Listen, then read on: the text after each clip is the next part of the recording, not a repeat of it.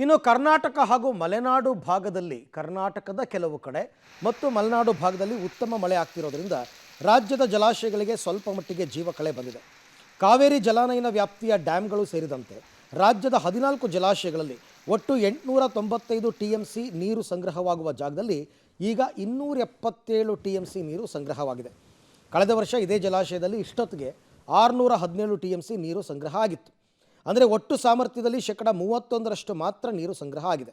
ಕಳೆದ 24 ಗಂಟೆಯಲ್ಲಿ ಆಲಮಟ್ಟಿಗೆ 10 ಟಿಎಂಸಿ, ಲಿಂಗನಮತ್ತಿಗೆ 5.5 ಟಿಎಂಸಿ, ಭದ್ರಾ ಡ್ಯಾಮ್ಗೆ 2 ಟಿಎಂಸಿ, ಹಾರಂಗಿ ಡ್ಯಾಮ್ಗೆ 1.5 ಟಿಎಂಸಿ, ತುಂಗಭದ್ರಾ ಡ್ಯಾಮ್ಗೆ 2 ಟಿಎಂಸಿ, ಆಮೇಲೆ ಹೇಮಾವತಿ ಡ್ಯಾಮ್ಗೆ 1.32 ಟಿಎಂಸಿ, KRS ಡ್ಯಾಮ್ಗೆ 1 ಟಿಎಂಸಿ ಮತ್ತು ಕಬಿನಿ ಡ್ಯಾಮ್ಗೆ 1 ಟಿಎಂಸಿ ನೀರು ಹರಿದು ಬಂದಿದೆ.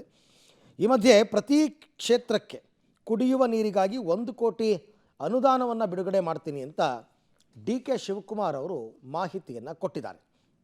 ಒಂದಷ್ಟು ಮಾಹಿತಿಗಳನ್ನ ನೀವು ನೋಡ್ತಾ ಇದ್ದೀರಾ. ಆಲಮಟ್ಟಿ ಡ್ಯಾಮ್ ಕಳೆದ 24 ಗಂಟೆಯಲ್ಲಿ 10 ಟಿಎಂಸಿ ನೀರು ಬಂದಿದೆ.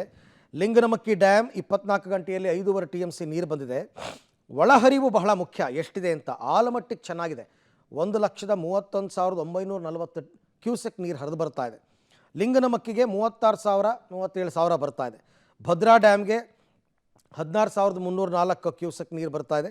ತುಂಗಭದ್ರಾ ಡ್ಯಾಮ್ಗೆ ಒಂದು 31,456 ಕ್ಯೂಸೆಕ್ ನೀರು ಬರ್ತಾ ಇದೆ.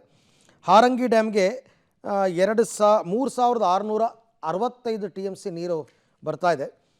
ಹೇಮಾವತಿ ಡ್ಯಾಮ್ಗೆ ಒಳಹರಿವು 15,647 ಕ್ಯೂಸೆಕ್ ಇದೆ.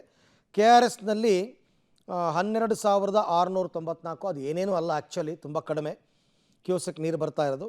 ಕಬಿನಿ ಡ್ಯಾಮ್ಗೆ ಒಳಹರಿವು 14,574 ಕ್ಯೂಸೆಕ್ಕು. ಕಾರಣ ಕೇರಳದಲ್ಲಿ ಮಳೆ ಆಗ್ತಾ ಇದೆ, ಹಾಗಾಗಿ ಈಗ ಕಬಿನಿ ಡ್ಯಾಮಿಗೆ ನೀರು ಬರ್ತಾ ಇದೆ. ಇದೇ ಪ್ರಮಾಣದಲ್ಲಿ ಬಂದರೆ ಸ್ವಲ್ಪ ಇನ್ನಷ್ಟು ನೀರಿನ ಪ್ರಮಾಣ ಏರುವ ಸಾಧ್ಯತೆ ಇದೆ.